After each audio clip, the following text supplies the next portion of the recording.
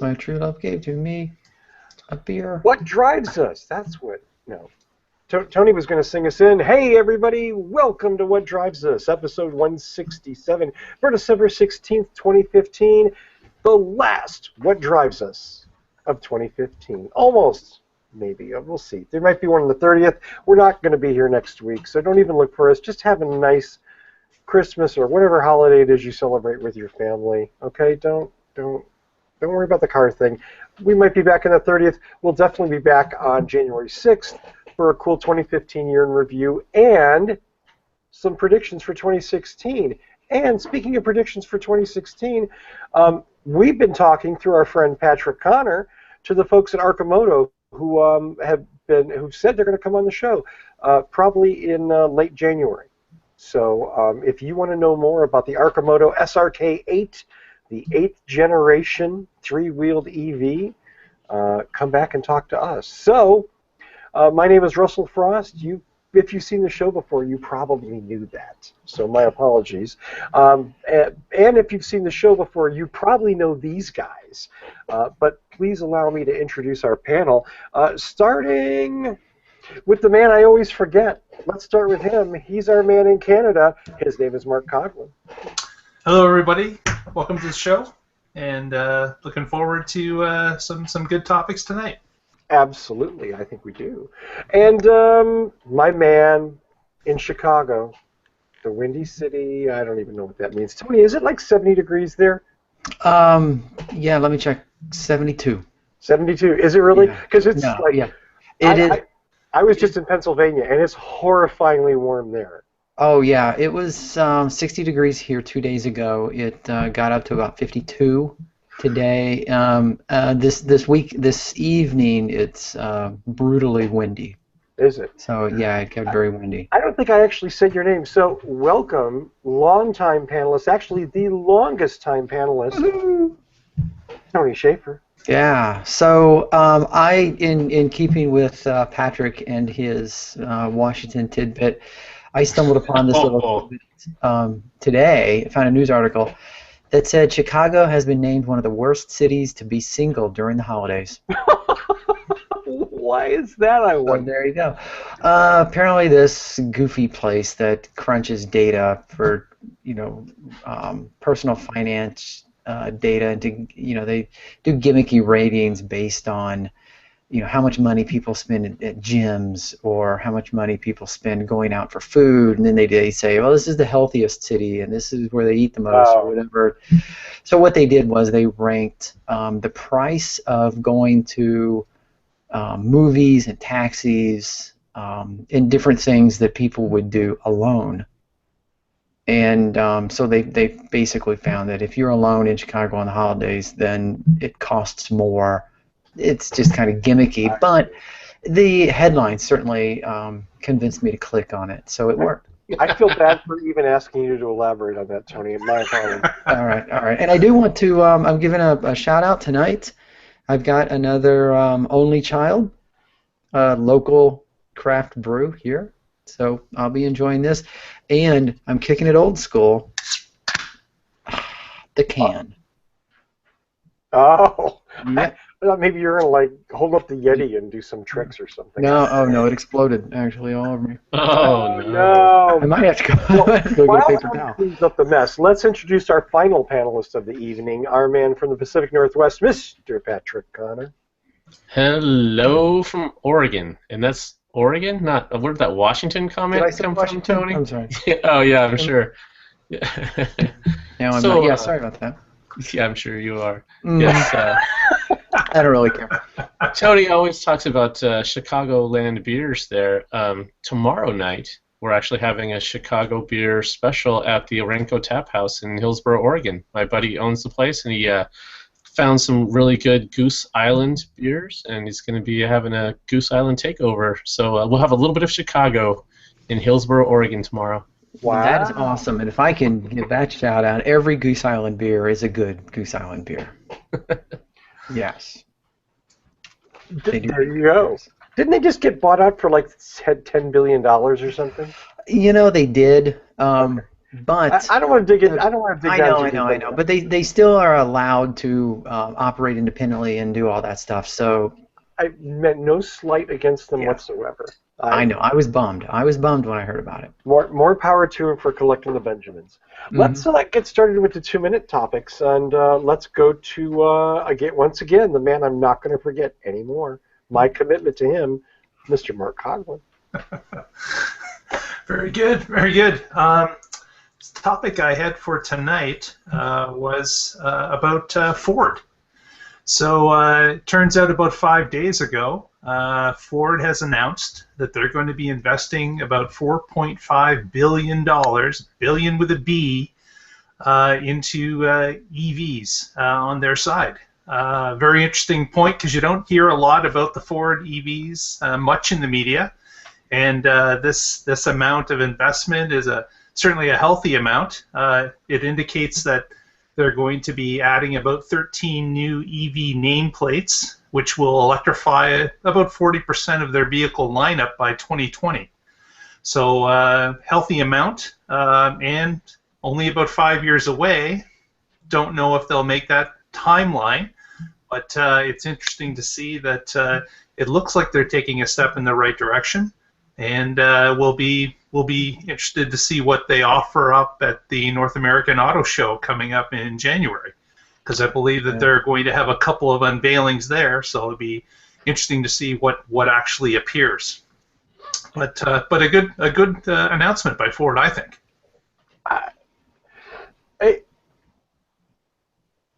You know what? I'm not gonna be cynical.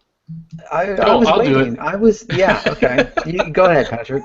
Yeah, we had a long time ago John Volker and Chelsea on a show, and those two were saying, Ford, what's going on? You're not marketing your product, you're not pushing it. And I was defending Ford, and I've been disappointed with that. They have the Focus Electric is a good car, but they made 4 of them. Exactly. They have not spent a lot of money on marketing. They haven't really been pushing these at all. They haven't made an effort. It's been half-hearted at best. So a press release is easy and a promise is easy. I want to see results. I found it interesting that it said the growth plan includes plug-in hybrids, traditional hybrids, EcoBoost technology, and battery electric propulsion. Missing from that list is fuel cell, which I'm like, yay. Yeah. But also on that list is diesel fuel powertrains. Really? Really? Yeah. Where is that? It's on. Oh, it's not on the diesel fuel powertrains. Yeah, it's in the article. It's in the press release. Yeah. I got nothing. Tony, we're skipping over you, and I'm heading over to Patrick Connor. Okay. So for my 2-minute topic, I have an article here that is titled. Scroll up here. 8 U.S. states and 4 European countries to ban petrol and diesel car sales from 2050. So this article this news is getting a lot of attention. There are several articles talking about it. It's the typical Gang of 8 states, the ZEV states: California, Rhode Island, Connecticut, Maryland, Massachusetts, New York, Oregon, and Vermont. There's a few other states that there's 6 or 7 more that after these 8 get something going that they quickly follow on. The wannabes. Yeah. So it'll be interesting to see if this really happens. There's certainly, you can go back and see that they've set goals in the past and made strides toward them, but not exactly 100%. So it's good to put a stake in the ground and say this is what we want to achieve. I don't know, what they don't talk about in here is how are they going to mandate it? Are they going to say you cannot sell a gas car in 2050? And then do they even have the legal right to do that? So I'm sure there will be challenges and lawsuits and all kinds of interesting outcome to this, but it's a step in the right direction. Yeah, it's a proclamation in the right direction. Yes, you're right. Okay, so now I am going to be cynical. Yeah, all right, good. I'm sorry, Patrick, and this has nothing to do with you, but honestly, in 35 years, I know, I got that too. It's like it's almost cynical in that if this was 20 2030. I'd be like, ooh, oh, okay, that's gutsy. 2050?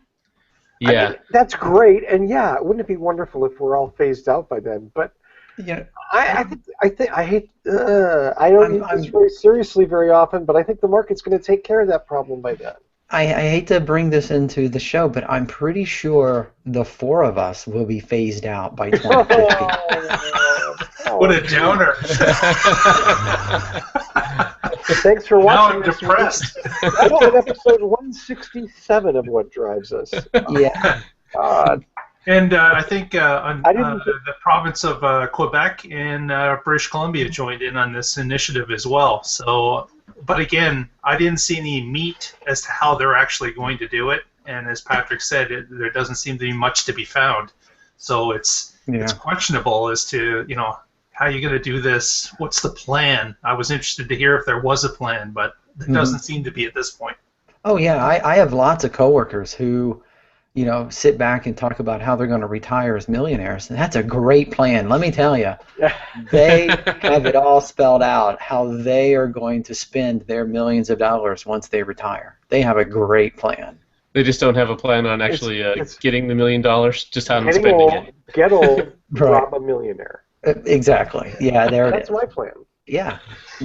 So a plan is only half as good as the website it's written on. And by the way, millionaires of Hillsborough County, Florida, consider that fair warning.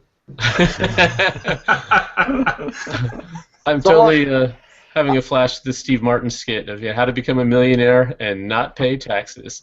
First, $20 million. Then when they ask for taxes, I forgot.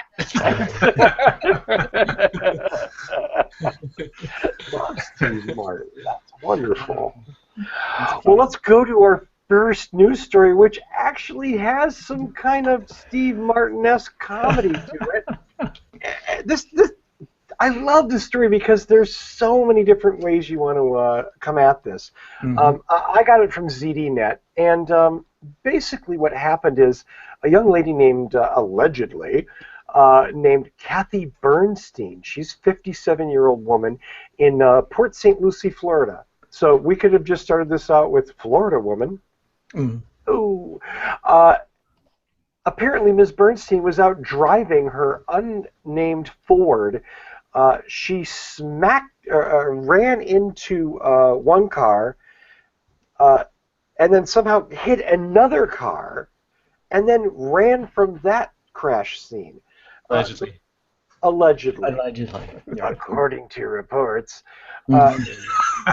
So according to every witness who saw the incident. Yeah, the funny thing is, Bernstein's sync system in her Ford reported the accident because it does that automatically. When certain sensors are activated, it calls 911 and says, blah, blah, blah, this vehicle, which activates the GPS, which is how the police found her shortly thereafter. And said, hey, have you been in an accident? And she said, no, I haven't been in an accident. That's funny because it looks like you've been in an accident, and your car said you were in an accident. Ta-da! Ta-da! So I'm not gonna hand feed this anymore. If you guys aren't interested, then I'll just talk for 5 minutes and we'll move on. But I mean, do you guys see any issues with this story? I don't see any issues with it. No, I think it's great. The system worked exactly the way it was supposed to.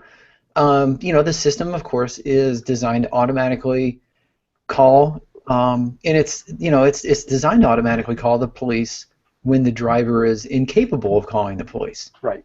But in this case, like you said, certain sensors tripped. It called the police, and she drove off. So it turned from a helper to a tattletale. And if it's going to stop reckless driving and hit and runs, I'm all for it. I think it's fine. You are going to get the other side, though. That's saying that it's Big Brother. It's something that's watching us all, and it's acting on its own accord. But everyone's going to say that until they're in an accident and the EMCs show up faster because the car called that something was wrong. How many times have we heard that cars go off cliffs and we don't find the car or the driver until several days later? I mean, that's what this is designed to help. And as you know, the person who is anti, as soon as their life is saved, they're going to change their tune. So Yeah, how I is can it see that that. how is it that she was unaware that it was calling the police? I mean, Well, shouldn't this she's, ring and then the operator say, "Hello, is there anybody there? Do you need help?" I don't know if this. I think that's one of the things that's not super clear in this. And I tried looking at some other stories, and the reporting was about the same. But I don't know that it's like Oh, it's not a. OnStar. I see. It's not a literal phone call. Instead, it's just a transmission of here's my GPS coordinates and the accident occurred. Or Yes. text to voice something. Yeah, Yeah. I don't know that it actually lets the occupant talk to the police, like OnStar. It may, and it sounded like this driver was perhaps more interested in fleeing various hit and run scenes than certainly talking to the police about it. You know, there is the other, one other way of looking at it. If we want to try to give, young Kathy a benefit of any doubt here, I hate to say it, but maybe she really was oblivious to the whole thing. Oh, come on. I know. No. She was only 57. Okay, I had to throw that out there. If she was 93, possibly. If she was 93, yeah. Right. Driving a big-ass caddy or something. But, yeah, you know what? I had to put it out there. I know it's laughable. So let me flip this around, okay? So, I mean, I agree. I have no argument. You know what? If I'm in an accident and my car automatically notifies the police, I'm cool with that. I totally am, because I'm not a hit-and-run guy, and I'm just, that's fine. But what if your car exceeds the posted speed limit and automatically notifies your insurance company? There's always argumentum ad absurdum, or whatever the hell that's It's not that absurd, though. Think about this. It's There are not. applications on your smartphone already from insurance companies that track. Let's just say they're not super specific about what they track. But if you enable these applications, you may apply, or you may qualify for certain discounts. So the incentive is obviously, if you're a good driver and we know it, then you're going to get a discount. But if you're not, what if you get canceled? Well, you're opting into that, so that's your choice. So that's not an invasion of your privacy. You made that choice to try to get a cheaper insurance rate. She chose to buy this vehicle. Right. And so this vehicle, it should have some ability for her not to report that. It should say, we've detected an accident. Unless you cancel, we're sending this in 5, 4, 3, and give you the option to say, no, I don't want to send that data. It's your personal data, it's your location, it's information about your car. You should have the option to opt out. And if you're unconscious, it's going to send it, and you really do need help at that point. So I think there was some privacy invasion there. Well, people that have these cars and more complex vehicles that they don't necessarily know what they're opting into or out of. What is the default setting? They have no idea. Some people can't change the radio station. So what are you left with? Does the car automatically opt in, and then they're just aware of it after the fact? I don't know. It's something that you can't really train people to do. It's going to be a tough thing to police. I don't know which side I'm on here, and I'll tell you, I'm probably on the side where I don't care if you can opt out or not. I'm almost like, you're on public roads. You don't have an expectation to privacy if your crash sensors are signaled or whatever. I mean, if they're engaged, now, as far as the insurance company, the smartphone thing that I kind of went off on, I mean, so what if your car, notified the police every time you exceeded the speed limit? You mentioned Waze on the show a couple weeks ago, or last week. And if you're running Waze, that's a social app, and anybody running it can see you on there and see how fast you're going. Now, of course, all they have is your username, but with the right warrants, that can get traced back to you, certainly. I just drove more than 2,000 miles. Okay? In 68 and a half hours between Saturday night and Tuesday afternoon, I spent 34 hours on the road driving with Waze the whole time. And I want to tell you, quite a bit of the time, I was driving in excess of the maximum speed limit. I was. And it's right there on the Arrest that man. Yeah, Russell, no, you know this show's being recorded, right? I know. It's just the internet. No one will see it. I think these are some of the issues that when we talk about autonomous vehicles and people giving up control, why some people really like their cars, because they can get in and do whatever they damn well please. They can go 100 miles an hour in a 15-mile-an-hour school zone. They can, roll coal on Priuses, or they can do whatever they want to do because it's their car, and that's the way we've set the system up. But I don't know that that's necessarily a good way for the system to be. Freedom. I mean, and I'm also a big advocate of freedom, of privacy, of opting in rather than default it in. So I think this is a very, very fascinating issue, and this is the example. And obviously, this woman should be in jail, and her license should be cut up and shoved or taken away from her. Allegedly. Yeah, well, and it did. She did go to jail, right? She did. Wasn't wasn't that it, or was that something else? No, it said that she that cooled she was her in jail. heels. Yeah. So there was a note in there that says, in the article, it says the EU says that e-call emergency responder technology could save up to 2,500 lives a year, and that by 2018, every new vehicle sold within the grasp of the EU must have this kind of technology. Mm-hmm. Yeah. So now you can't opt in. You can't, the argument of, oh, well, she bought it, so therefore she knew she bought this technology, or certainly had the owner's manual and should have known or could have known. But now if it's government mandated, that's a little different story. Just like a speed limit is government mandated, huh?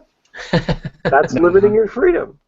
All right. You can't drive 200 miles an hour over this bridge. I'm sorry. Well, you can. You just have to pay the ticket. Yeah, if you get caught. Right. Okay. Anybody else want to say something on that? I just see, there's, like everything, it's a double-edged sword. If you ask someone, would you want the car to automatically notify the police in case you're in an accident and unable to do it yourself? Almost every person, I think, would say yes. If I'm in an accident and I'm bleeding out, I want my car to call the police and let them know that I'm about to die so they can come and save my life. Now, you add a caveat to that and say it will call the police every time you have an accident. Most people at that time are not thinking, I'm going to hit a truck, and then another car, and then I'm going to drive away. That's just not what comes up. It's the double-edged sword. You can't have one with the other. You can't have a car that notifies the police if you're in an accident and then drive away from an accident and expect that the police are not going to get called. That's all I'm saying. It's going to be sold with the best of intentions. A few people are going to get caught doing things they don't want to get caught doing, and then they are going to try to pitch it as an invasion of privacy. Which it may be, but that doesn't mean it's a bad invasion. Doesn't mean it's a bad. Well, and I don't even know that it's an invasion. It's an appliance, the car, that picks up another feature. And the feature, the car is an appliance. It just goes from place to place. You must be French. Yes. Tony drives around in his toaster. Yeah. I think it's just another example of you can't fix stupid. Like there are some people that it just will never work for. Most of us, like you said, if you get into an accident, you want to be informed, you want to let others know. But bouncing off a couple cars and then escaping the scene, like, okay, there's just something wrong on top of things.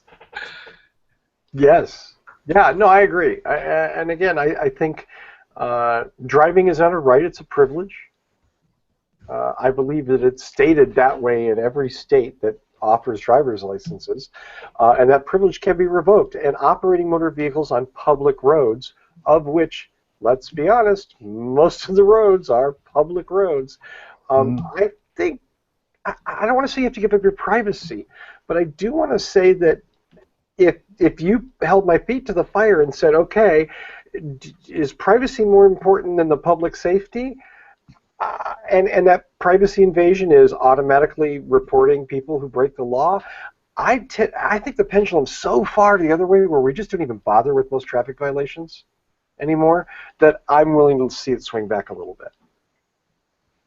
That's me personally. Yeah, and I could even see that, right?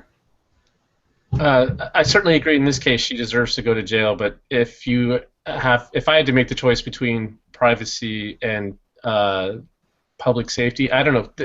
There are certainly cases where taking your shoes off at the airport has gone too far, and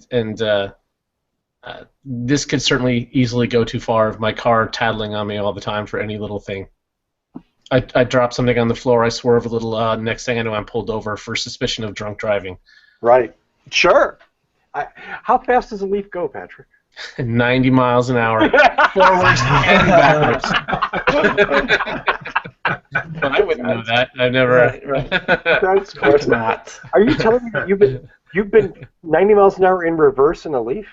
So the Leaf, because it doesn't have a transmission, when you go, it'll go backwards just as fast as it'll go forwards. Right. So it currently has the world record for the fastest reversing car sold on the market. But is this a theoretical projection, or did someone actually drive a Leaf backwards at 90 miles an hour? They actually did it to get the record, yeah. Because I'm very impressed with that. And I'm not that person. And not on a public road, I'm sure. Yeah, hopefully it was in the salt flats, because you turn that wheel and you're just gone. Dead meat, mister. Yeah. Well, our next story is another interesting tale of legislation and cars and electric vehicles. Brad Berman on plugincars.com, and this article kind of spread out a few different places. Wrote a report on dealers' obstinance to selling EVs and gave some examples. There was a New York Times story that Berman cited in this where they went through a process trying to get a Leaf, and it was just like trying to pull teeth. I myself, a couple of weeks ago, was in a Nissan dealer locally, and they were like, Leaf, get out of here, buy a car. You know what I mean? It was really very, and we've heard this story over and over again for years and years and years about dealers want to sell what they want to sell, and if you come in looking for a Prius or looking for an Insight or looking for something else, and there's an incentive on a Camry or a Civic or whatever, an F-150. On an F-150, they're going to sell what makes them the most money. They don't. Your needs aren't the issue. But that is one of the ironies, because it's mentioned in the article that dealers claim to make less profit on plug-in sales than conventional cars, but that was disproved because the average plug-in sale results in more than $1,000 markup compared to $650 for a conventional car. So they poked holes through the dealers' arguments that it's not in our best interest. We'll lose money. It's too much trouble to sell these cars, and they shot those objections down. Well, the dealerships overall do make less money because they don't make most of their money on the sale. They make it on service. And electric vehicles are far more reliable. There's no spark plugs and oil changes and all that stuff. So I don't know about the commission to the salesman. That's probably all that matters to him. He doesn't probably doesn't care a whole lot about what the dealership makes or not. Yeah, I would think so. I believe it's something about the education. It's people have to learn about them in order to sell them. That takes more time. The salesman already knows everything about the internal combustion motor, and it's a quicker sale for them. They don't have to educate the public. They just sell what they know. And I think that's the major reason that the cars aren't being sold. Right, yeah. If there's a new model year coming in on a car you already know, okay, yeah, you learn a couple new things and you're done, and you can sell that, and if someone asks you questions, you can field all those. And if you're a car salesman, you're probably somewhat of a gearhead and you're interested in cars. Now these new things come out that they're like laptops on wheels, and how does that work? I have no clue, and I don't want to learn it. And I'm just gonna, if someone asks me about it, I'm gonna say, hey, what about this car? This is great. And let's face it, there are more. Well, in Canada here, there are certainly Southern Ontario. There are far better deals, that are advertised on television and newspapers, and the electric cars get zero press. Like they get nothing. Yeah. So they're always pushing, as Tony says, the F-150. It doesn't matter what you come in for. They have X amount of F-150s that have rolled in, and they're trying to push them out the door because they're being incentivized by the dealership, by the manufacturer, by a combination. So it's a battle that the EVs have to fight, and it just doesn't seem that it's on even ground, and it hasn't been from the start. And I don't see it changing in the near future. Right. In the article, and in some of other articles that I read, they talk about going to the dealership and seeking out the electric vehicle expert or the hybrid expert. But there's also anecdotes in which even those people are relatively clueless. Yeah, I would say call ahead of time. Make sure the EV expert's going to be there. Ask him what car he drives, and if it's not an electric car, try the next dealership. Because he took a one-day training course. That's not the same as really knowing the car and having that be your daily driver. That's a good point. Yeah, I got into a bit of a tiff with the quote-unquote Prius expert at my dealership. He was the service guy, the Prius expert service mechanic, and he was telling me how the car was supposed to drive. And I was bringing my car in for a 100,000-mile, checkup. He was telling me how my car was supposed to drive, and I said, "Oh, so you drive one?" He said, "No, but they a couple years ago they gave me one for about a week." Mm-hmm. Right. 100,000 miles, but he knows more than you because he had one. Yeah. You see that odometer? Guess which one of us put 100,000 miles on this car? It's the exact same thing. I mean, to Patrick's point, somebody is designated the EV expert, but they pull up in their Nissan Juke. I mean, right off the bat, anyone who drives a Nissan Juke has bad taste. Well, there goes that audience. We're just calling them out right now. But it's Right, that is a very valid question. And even to Pat's point, even if they lie and say, "Oh, I drive a Leaf," okay, great, quiz them. What model do you have? What package? What'd you get? Did you get this technology package? How does this work? And if they can't answer the question or they have to pause, then that's not what they drive. Like Patrick said, move on. This flows from the top in the manufacturers all the way down to the salespeople that the week before were selling underwear at Kmart. We live in a petrol culture that has been centered around the internal combustion engine for decades. And it's not, Mark, I think I don't want to say you misspoke, but I mean, I think you emphasized something that was maybe didn't even need to be emphasized. You said, anyone, it's easier to explain an internal combustion. There's no explaining it. No, everybody knows what it is. You put gas in the tank, you turn the key, and it runs. And that they don't unless it's like a gearhead or somebody who needs like some big huge turbo diesel truck or something. Most of the time the engine doesn't even come into it. How many horsepower do I have? Whatever that means. What's the 0 to 60 time? It's a gas car. How many foot-pounds of torque does it put out? But all of a sudden, if it's an electric vehicle, it has to be explained and understood and detailed and torn apart. And it's very, very critical. And, in essence, really, people probably, most gas engine folks, leave the dealership knowing less about their gas engines than the people who are buying plug-ins and EVs. I guess where I'm going with this is that the biggest hurdles we face are cultural, whether it's autonomous cars, whether it's advanced technology cars that are using renewable energy. The hurdles that we face are cultural. people seeing their freedom abridged, people saying, I can't stand traction control. I've got to be able to smoke all four tires or I don't want to own it. You know, the whole myth of the shade tree mechanic, and these cars are all computers and they're all and electric cars are worse somehow than something else, and that's really not nearly the cut and dry comparison that it maybe ever was. I mean, all cars are computerized these days. Very true. So my advice, if you're looking for something, is to speak to some people that already have it. Go out and talk to other drivers. Go find a group that has some people that drive the car you're interested in or know something about it. Read a forum or two. You've got to get to the people that know the car before you get to the dealership. And if you do that, you'll be a lot better off than showing up at any dealership and quizzing anybody. It's that little bit of self-knowledge that will get you by and get you in a more comfortable spot than you would be without. Yeah, that is true. Agree. Yeah, I know that Prius Chat is responsible for several dealers getting or not getting business. People will come on to Prius Chat and say, I'm interested in buying a car.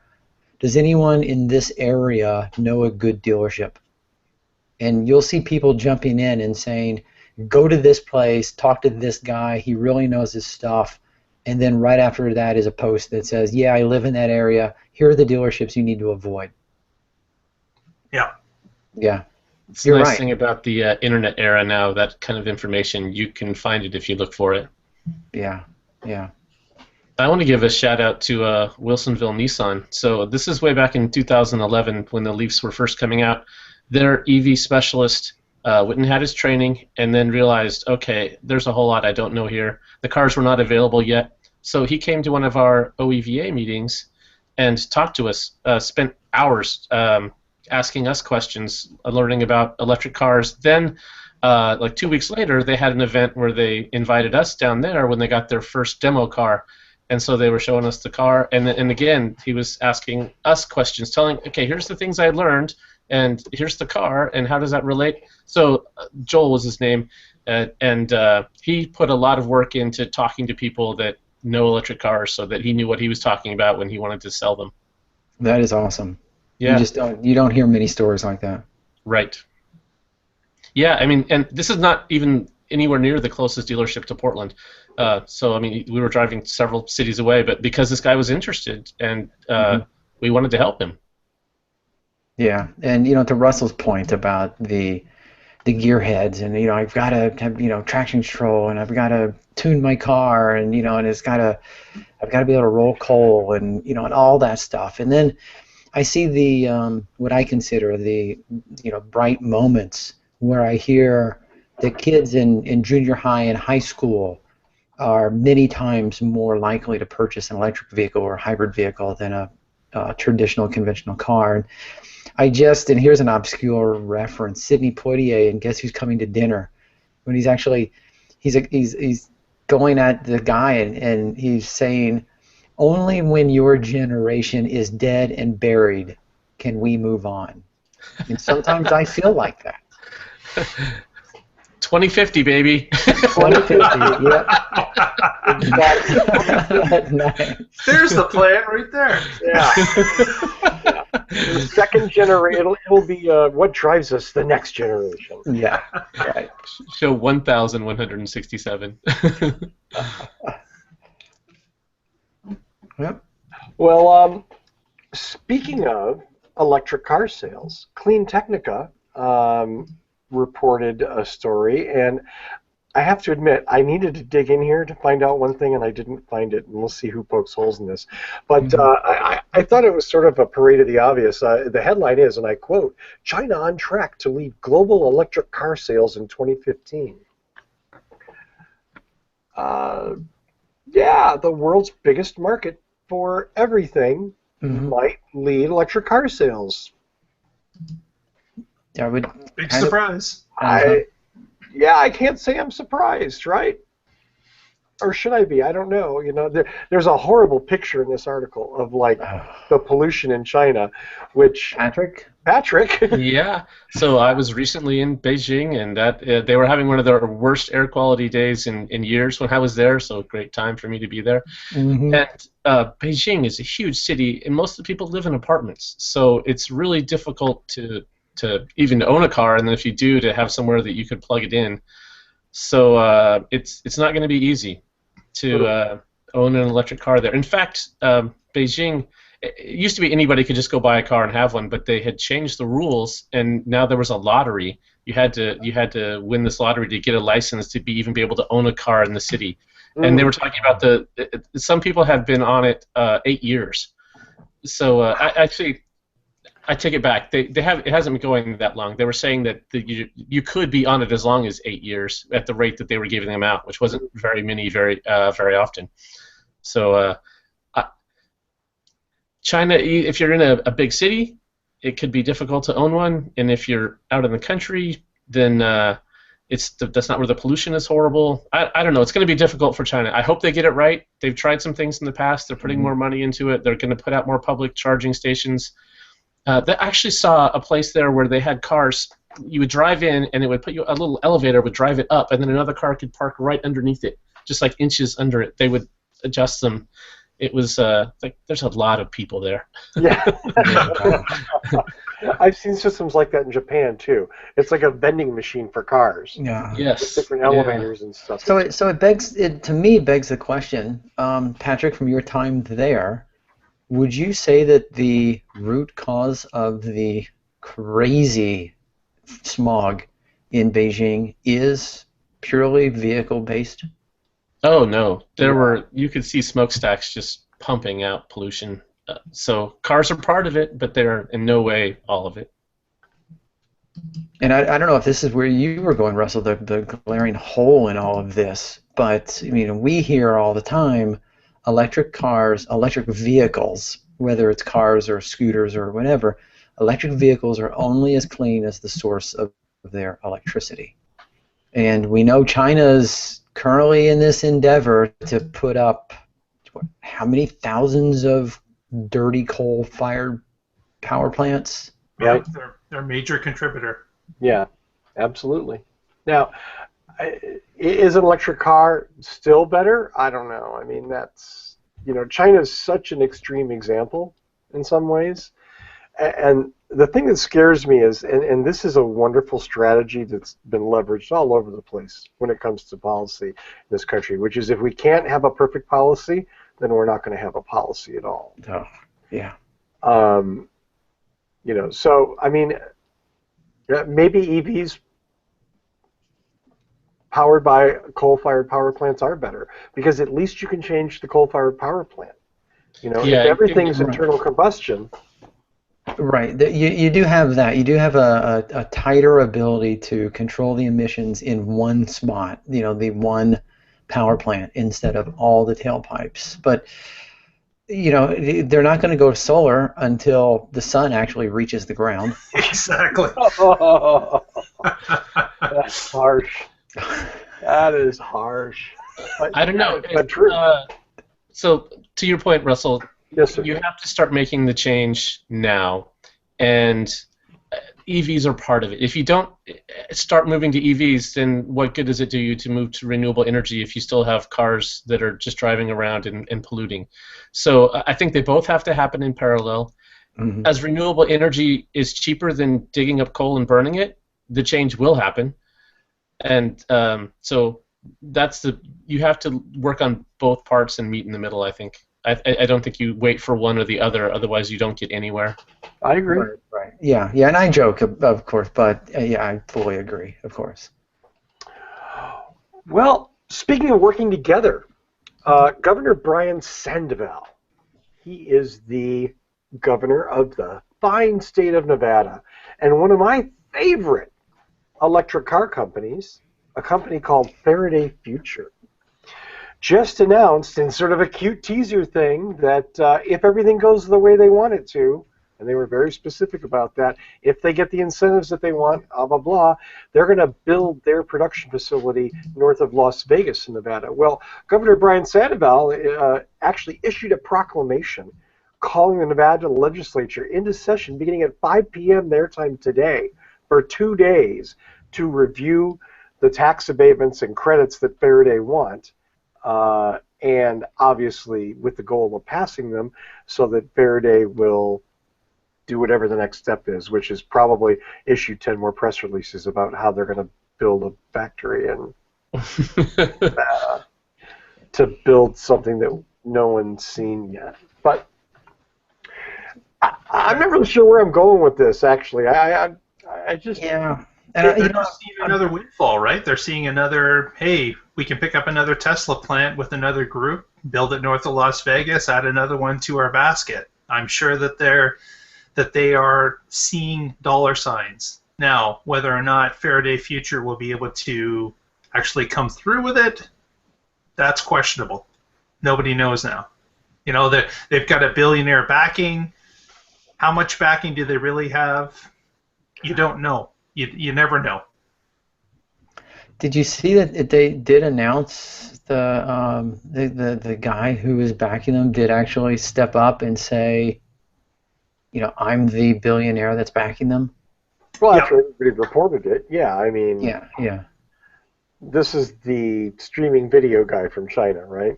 Yeah. His name I don't recall. So. It's JIA, however you want to pronounce that. Okay. Well, yeah. I'm not sure. You know, I mean, obviously Tesla did the same thing when they put the Gigafactory up near Reno. You know, everybody wants givebacks. You know, and usually it's tax credits, it's construction credits, it's special consideration for their factory location or whatever.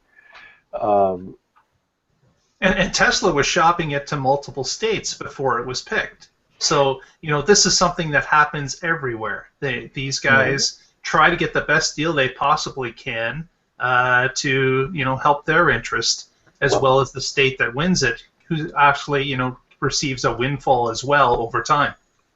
There's a reason all the new factories are where they are and not in Detroit or the other traditional industrial locations. You know, they're in Mississippi or South Carolina or Georgia, and whether it's Mercedes or Toyota or BMW, you know, all of these companies were successful in getting significant amounts of money cut off their tax bill or credits for construction or hiring some sort of labor considerations. You know, that's kind of the going thing. I thought it was because it gets butt-ass cold in Detroit. True that. True that. If I had my choice, yeah, I'd be in Nevada or Mississippi or South Carolina. So, is anybody on the panel bugged that Tesla was actually building something and was a company when they got their tax credits and said, we're going to build this thing and here's what we're going to build in it. We're going to build batteries because we do battery electric vehicles. But Faraday's going down the same road. They've been really cagey about what they're doing. It's an advanced connected mobility device. Yeah. It does seem a bit of the cart before the horse here. One would, you know, and here's the thing. Interestingly enough, right, they're going to roll out whatever it is they're making in a few weeks in Las Vegas, of all places. What a coinky-dink. Yeah. But why would you want your legislature to convene and offer them these credits before you actually even know what they're building? Yeah, I wonder if they got any sneak peeks. You would think there would be something beyond what is leaked to the media that they would receive. You would think there'd be something with more meat on it. Yeah. That is such a nice thing to say, Mark. You would hope. You're being so nice. Well, in all of these cases, they're hoping it pays off. And so it's really just based on a business plan. There's no guarantee that any of them will be successful. Sure. They'll certainly put in some construction jobs and bring some capital equipment, and then if they do go belly up, well, maybe someone else will buy that location and still make something there. So Sure. this state might get nothing more than a factory warehouse out of it, but at least they'd get something. And if the company's going bankrupt, they're not going to pay a bunch of taxes anyway, so the abatements didn't cost the state anything. Right. And listen, to be clear, I'm all for states and federal governments and local governments investing in things that are, here I go, good causes. So sustainable energy, renewable energy, cars, vehicles, transportation that pollutes less. Those are all, in my opinion, good things to invest in because it brings jobs, it cuts down on things that hurt us. So, that's, I'm not, it's not, my problem isn't the concept of that. It's just kind of Faraday's caginess about actually doing this, and then the governors all of a sudden got to like, oh my God, it's been announced for 3 days. We have to pass these tax abatements within days of the announcement. Yeah. It's like, really? Wait 2 weeks. No, maybe within a week Texas will convene and offer them something better, and now they're in a bidding war, and they want to avoid that this time. You can guarantee Texas has already offered them something. I promise you. Yeah, what was the list of states that Tesla was courting? California and California, Utah. Texas, Nevada. And Texas is very, very aggressive about Yeah. grabbing whatever business they can. They Best sure are. example of that is going in Plano, Texas right now. Yeah, I think Texas offered Tesla box suites at a Houston Texans game, and And they would let them sell the cars in the state, yeah, but no deal. Yeah, Right, and that's the right. punishment. They can't sell Teslas there anymore. That's it. Right. Yep. Right, No yep. factory, no sales. Boom. And they said, "Phew, at least we don't have to Believe watch that. the Texans play." That whole repealing that dealer law in Texas went as soon as Elon announced it was going to Nevada. Yeah, It's a really, really okay. I'm not going there in Texas. no grudge. Speaking of Elon, Uh-huh. speaking of Who Elon, is Elon these everyone's days? favorite Iron Tesla Man. CEO and SpaceX CEO. I'm sorry, I just love this. And here's the headline: quote, Tesla Motors is reigning in autopilot because of, quote, directly from Tesla, people doing crazy things. So basically, Tesla just called a whole bunch of owners of their six-figure Their electric customers. sedan crazy. Well, there's plenty of evidence to support that. There's plenty of videos. The craziness is well documented. Yeah. I may have been expressing respect that they were that honest about their customer base. And these few people, they're the reasons we can't have nice things. There you go. There you go. They can afford six-figure cars, and they're too dumb to hold on to the steering wheel. How Or did even that happen? drive in the front seat. And these are probably the same people who criticize the kids of today for posting all of their escapades on Snapchat and Twitter and Facebook, and then here they are, not even sitting in the front seat of the car and posting that video on YouTube. Yep, it's insanity, and I cannot think of something worse to see on a highway is looking over and seeing that there's nobody in the car beside you. I think that would be enough for me to pull over and stop. That's when you pull over, pour out your beer. Can I just tell you, living in Florida, seeing people not behind the wheel of cars, I would actually find comforting. Okay? Because I'm here to tell you, I drive every day on these roads, and You might think there's no one behind the wheel, but it's really no. And let's be honest, the elderly here are omnipresent, and that's certainly an issue. But this isn't about elderly people driving. This is about insane people driving. Yeah. And here's one of my favorites. Not long ago, I pulled into a left-hand turn lane. on a big divided highway. In front of me was what appeared to be, from the back, a woman who clearly seemed to have a baby or a child, a small human in one arm. In one arm. Mm-hmm. And the steering wheel might have been in the other. But just before the light turned that would allow us to turn left and make our turn, a 16-ounce Budweiser can in a bag flew out the driver's window. Okay, so really, honestly, at that point, I don't care if there's no one behind the wheel. I just, I figure I got good odds. You might be better off with no one behind the wheel in that situation. Yeah. Yeah. So, I'm not afraid of autopilot. Because what humans can do. I'm afraid of humans. Yeah. Yes. I'm afraid of humans. I'm afraid of myself, Because cars don't get drunk. Yeah. And if they wreck, they call the police. There you go. Yes. Automatically. Well, that's our news for this week, folks.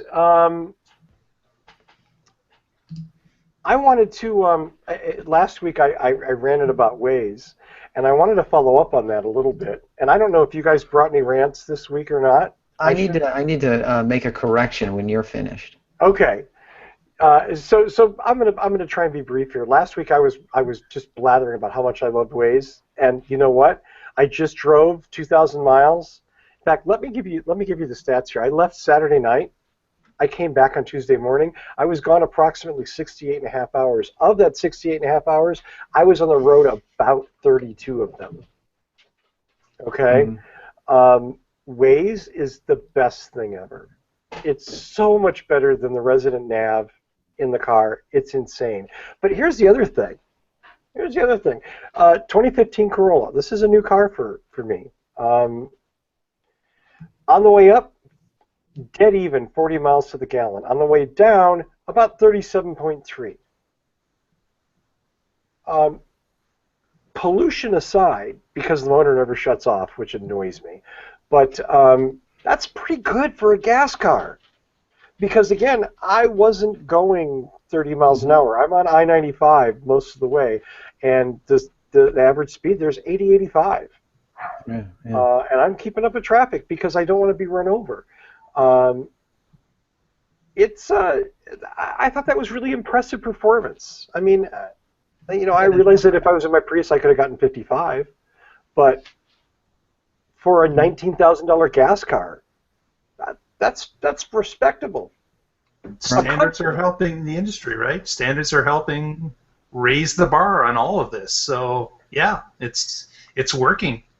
Maybe not working fast enough for all of us, but it's working. I don't know. I might agree that car was all right, but we're seeing that the average fuel economy is dropping, not because of the cars. Well, it's because gas is cheap and people are buying big trucks and SUVs again. Correct. Because we are just so short-sighted and stupid as a species. I don't. We did just talk about the whole Tesla stupid drivers thing, right? Yeah. I think we established that. Yeah. That's a very good point, Patrick. Yeah, but you're absolutely right. Even though the fleet average is going up, if you took one car of each model and you just averaged them, the fleet total is going up. But yeah, I mean, to your point, you're right. When you look at the number and types of cars sold in each category, the high gas consumption cars are being sold at a higher rate than the fuel-efficient vehicles or the hybrids or the EVs. And so then, yeah, you're exactly right. The actual sold mile per gallon is on its way down. Yep. Sad. But if you were to, if you were to add these vehicles together and make the standards apply to everything, as they have to smaller cars to help sell the larger cars, then you've got something that is improving. You're right. When the SUVs and the trucks aren't thrown into the equation, and they're not averaged with them involved, then you're right, we're losing. But if we could add them together and work on pushing it down as a whole, just like the regular cars are doing now, we could gain on it. Again, it's not.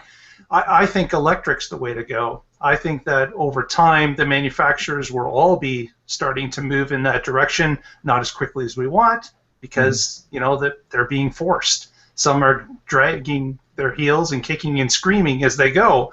But if they have to apply to some sort of standard, and we can keep those standards going up, we'll all be better for it. Yeah, so I'm of the mindset of we need to put a carbon tax out there, and then the market will find that'll increase the cost of fossil fuels, and then people will find other alternatives. And it would get back to the point earlier of we also need to make sure the electric cars are not being powered by coal. Well, if you have a carbon tax, that applies to coal as well, so they'll find more renewable ways to generate electricity. So it solves it on both ends. It would move people towards electric and make the electric cleaner at the same time. Yeah, it would. It would. You're right. So I need to, as I said, I need to.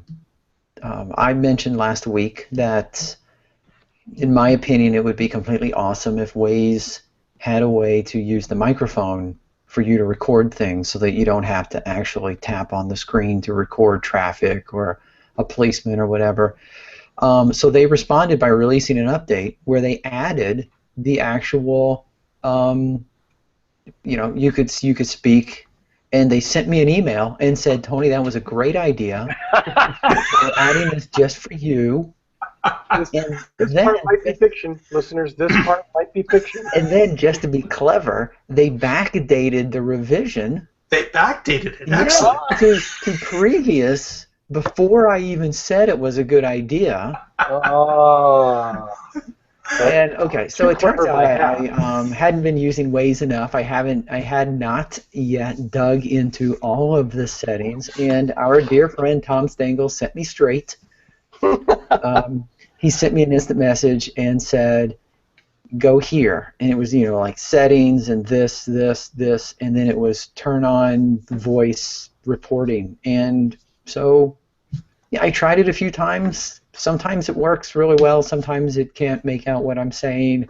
But yeah, so it does actually have voice reporting, exactly like I said I would really like it to have. So there's my. So the moral of the story is: asking you shall receive. Yeah. Or ask and somebody will tell you that, hey, idiot, here's how it works. Crowdsourcing data is the way to go. Yeah. The galactic is smarter than you. Read the manual. And I'll let the doubters know that I loaded it, and you know what? It's got all the traffic in my local city as well. So all the construction sites are marked, all the slowdowns, they're all there. So I was impressed. That's cool. And you like using it? I haven't done a long journey with it, but right. I've got one coming up, so I'm planning on using it. So we'll see. We'll see what happens with it. But just around town, it was kind of cool because of course, obviously, I know where some of the major construction is, and the app was showing me exactly where I know it is. So right. it was nice. Yeah, I use it too. Russell, on the show, you asked if there was an Android version, and Danny's the one that told you about it, and he's an Android guy. So yes, there's an Android version of it, and there has been for a long time. They used to be an independent company, and that's when I started using it. And then when Apple switched over to their own nav and maps, and it was a big debacle, that's when Waze started getting popular, and exactly when Google bought them. That was pretty funny that as soon as all the Apple users started using it, then Google bought them. I'm sure they had it in the works before that, but the timing was pretty funny. I use it for my commute, but I don't actually use it while I'm driving. I just check it before I leave, and there's really two major routes, one that's longer but doesn't get traffic jams, and then the shorter one. So if traffic on the short one is bad, I take the long way, or otherwise I go the other way. So it's nice just to quick check, okay, routes, shortest, which one? Okay, and I close it, and I listen to my audiobooks while I drive.